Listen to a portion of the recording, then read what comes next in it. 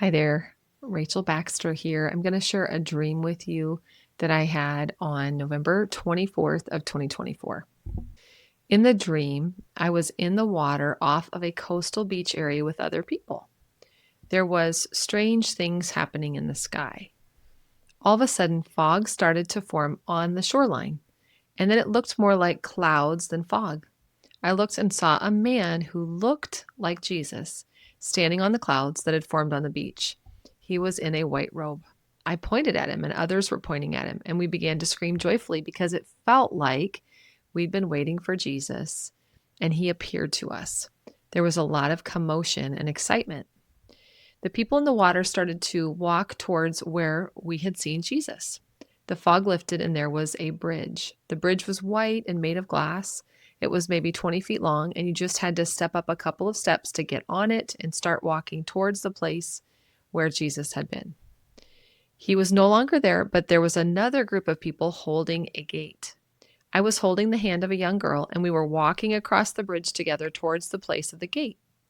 At this point, there were lots of people who'd gathered on either side of the bridge and were watching this event happen. The gate looked like it was made of glass, but it was not real glass, but a plastic.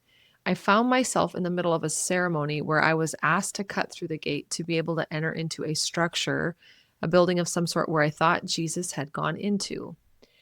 I cut through the gate while what seemed like thousands of people watched, then entered in and was cheered on by people that were a part of the ceremony, as well as people that were watching the ceremony. I went inside the structure that looked like a small room at first. Other people followed after me. Soon this room we had entered began to move, which was very strange, but then I realized it was a train. We were on a moving train heading one direction down a track. While we were in movement, we would go through rooms that were set up with what was supposedly holy remnants. I had thought that I had already seen a lot of these same holy remnants before in my life and then realized that these were counterfeits. They looked like the holy things, but they were not. In my life, there had been people surrounding these holy things that would guard them or show them to others, and they would never leave them. But now those people were gone. I then had the thought that something was wrong, that we weren't where we thought we really were, and that the man we had thought was Jesus wasn't really Jesus, but the counterfeit. I wanted to get off the train, but couldn't. As in dreams, we found ourselves at a new spot. We were at a water park, and I was looking for people that I knew were other believers. There were hundreds of people all around being entertained in the water park with no idea of what was really going on, that a great deception was underway. In the dream at this point, I was somehow younger, and the group I was with was also younger, in their early 20s. In the water park area, I found my friends, and I told them we were being deceived. I said that when I was on the bridge and I cut through the gate, I felt nothing. I should have felt the love of the Lord in his presence, but I felt nothing. I told them we were being deceived and that this wasn't really Jesus and that we were being led to the slaughter. And I had the thought that this was like the trains that the Jews were put on during the Holocaust. We talked about how we could possibly get away. And that's the end of the dream. So let me go through some basic interpretation elements with you, some thoughts, and then would love to hear your thoughts in the comments. So in the dream, I was first person experiencing the event. Being in the water often symbolizes people, nations, multitudes, not necessarily the Holy Spirit in this case. Strange things happening in the sky pointing to the end times, which I believe we're in. We read in Luke 21:25, there will be signs in the sun and the moon and stars, and on the earth dismay among nations in perplexity at the roaring of the sea and the waves. Fog is often used in the Bible as a symbol of mystery, uncertainty, and the unknown. Just as physical fog obscures our vision, spiritual fog can cloud our understanding and make it difficult to see God's plan clearly. Then the stage is set, an actor, a bridge of plastic, a ribbon cutting ceremony, looking like the things of God, but they're not real things. Seeing a man in a white robe, supposed purity, appearing to look like we think Jesus would look. I looked, and there before me was a white horse. Its rider held a bow, and he was given a crown, and he rode out as a conqueror bent on conquest. This from Revelation 6:2, which that I believe really is a picture of Jesus Christ on the horse, but also the counterfeit Antichrist figure. So the bridge itself, crossing over, being led to something, can serve as a metaphor for relationship between God and humanity. The gate, metaphor, access, transition, authority, and judgment. It was made to look beautiful, but up close, it was just cheap plastic. It lacked authority. The people gathered and their excitement was what lended any credibility to the scene at all. And of course, how many times does a crowd form to see something that may not really be anything? Example, gawkers passing by an accident that happens on the side of the road. So all of this lacked the truly miraculous and beyond expectation viewpoint of God and Jesus' majesty, as we see in Revelation 4:6. Before the throne, there was, as it were, a sea of glass like crystal. And in 15:2, it says, I saw what appeared to be a sea of glass mingled with fire. In neither verse does John say that he saw a literal sea of glass, but rather there was, as it were, a sea of glass, and I saw what happened to be a sea of glass. So I saw this young girl that I was holding hands. Struck me was that the responsibility as I was leading her to someone or something, that responsibility landed on me. She lacked the knowledge or experience to understand what was happening and was looking to me to guide her and trusting me. So that's a warning to all of us that lead others in any way, any sphere of influence that God has given to us. After the cutting the ribbon, supposedly signifying something exciting like the opening of a new business, we entered in. By entering into the doorway before us, we came into agreement with it. We surrendered our own authority by entering in. We didn't know what was inside, but we blindly trusted where we were being led because of all the hoopla we had just observed and participated in. So to me, this is a strong caution of getting caught up in excitement of any sort and not relying upon the word of God that tells us clearly what will happen in the time of the end. The train, the structure began moving. We began to be carried along by it and had no power to stop it, slow it, or get off. A train follows along tracks that have been laid for it and has no other path than the tracks man laid. Who laid these tracks that this train was on, and where did that man or Satan intend for this train to take the people? Seeing these supposed holy artifacts on the train, there were objects that were meant to impress the people to lend credibility to the show of Jesus we had just seen. They were supposed to reinforce that all of this was of God. But I knew in my spirit that these things were not genuine.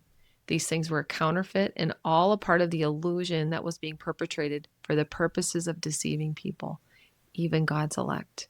Remember that the people on the beach and in the sea were expecting to see Jesus and were excited when they believed they were seeing him stand before them. There was no real evidence for these things that we were seeing. It was like going through a wax museum. So in the new scene, the new stage, we were in a water park, but again, not Holy Spirit, but a place of being entertained and distracted, not unlike a lot of churches today. Youth, I think, points to inexperience, lacking wisdom. The number 20, recall the bridge was about 20 feet long and I was in my 20s. One short of spiritual perfection. So expectancy. Lots of biblical examples of people like Jacob waiting 20 years for the fulfillment of a promise. And then believers, the real warning is that there were people that had been led here that were believers, that knew the gospel, the saving message of Jesus Christ. They believed in him. They confessed Jesus as their Savior, but they were being deceived nonetheless. Matthew 24:24, the false Christs and false prophets will arise and perform great signs and wonders, so as to lead astray, if possible, even the elect. So how can we escape this fate of being deceived? The answer is to be in relationship with Jesus, the true Jesus Christ, the King of Kings and the Lord of Lords. His sheep hear his voice, he knows them, and they follow him. I want to just put in front of you a couple of scriptures in understanding that Jesus isn't going to come physically until a certain time when other things have all already been accomplished. So a great scripture to read and really pray into is 1 Corinthians 15. We won't go over the whole thing, but it talks about Christ's resurrection, the order of resurrection. Now is Christ risen from the dead and become the first fruits. So he's the first one. Since by man came death, by man came also the resurrection of the dead. Christ the first fruits, afterwards they that are Christ at his coming. Okay? that there will be a resurrection of those who have died at his coming. Then cometh the end, when he shall be delivered up to the kingdom to God, even the Father, when he shall have put down all rule and authority. So after his coming, then his kingdom comes. Okay. So if we go down here and we look at this verse 50, flesh and blood cannot inherit the kingdom of God. Behold, I show you a mystery. We shall not all sleep. So there'll be people alive still, that not everyone's going to die, but there will be people though that have died, but the people alive and the people who have died in Christ. It's saying we shall all be changed in a moment, in the twinkling of an eye, at the last trump. For the trumpet shall sound, and the dead shall be raised incorruptible, and we shall be changed. Okay? So this happens at the last trump. All right, so another scripture gives us a greater part of the picture here about the order of events. 1 Thessalonians 4, I'm going to just start in verse 13. But I would not have you be ignorant, brethren, concerning them which are asleep, that ye sorrow not, even as others which have no hope. For if we believe that Jesus died and rose again, even so them also which sleep in Jesus will God bring with him.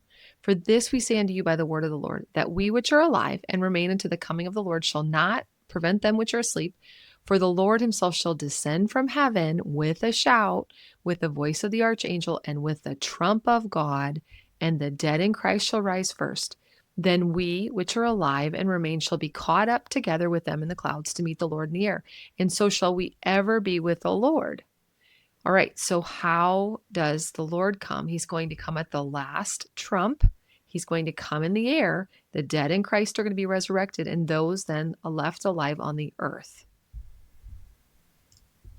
There's a lot we could look at here to help us in really understanding, but let me just show you one more passage. This is the book of Revelation that lays out for us the 7 seals being opened, the 7 trumpets, and the 3 woes that occur with the 5th, 6th, and 7th trumpet, and the 7 bowls of God's wrath. Okay. So I believe with all my heart that the last trump is the 7th trumpet that we read about in Revelation. And in Revelation 11, we can read, if we scroll down here, the 7th trumpet. And the 7th angel sounded the trumpet, the 7th trumpet, and there were great voices in heaven saying, the kingdoms of this world are become the kingdoms of our Lord and of his Christ, and he shall reign forever and ever. And the 24 elders which sat before God on their seats fell upon their faces and worshiped God. So there's this worshiping that happens in the heavenlies, and the nations were angry, and thy wrath is come. And so this is, we see the wrath of God poured out in the time of the dead, that they should be judged, and that thou shouldest giveth reward unto the servants, the prophets, and the saints. So the dead in Christ will rise, and those who are alive on the earth will meet him. And the temple of God was open in heaven, and there was seen in his temple the ark of his testament, lightning, voices, thundering, and earthquake. Praise God. So I think the greatest thing about this dream that I was given from the Lord is the warning that we need to know the Word of God and what it says, who the person of Jesus Christ is, to be in relationship with Jesus, to know him, that we wouldn't be deceived by any false representation of Jesus. So we know him. He is the Word made flesh. He is alive. He is offering himself up to us to be in relationship, that we would know him. And so I think that's where I'll end it. Thank you.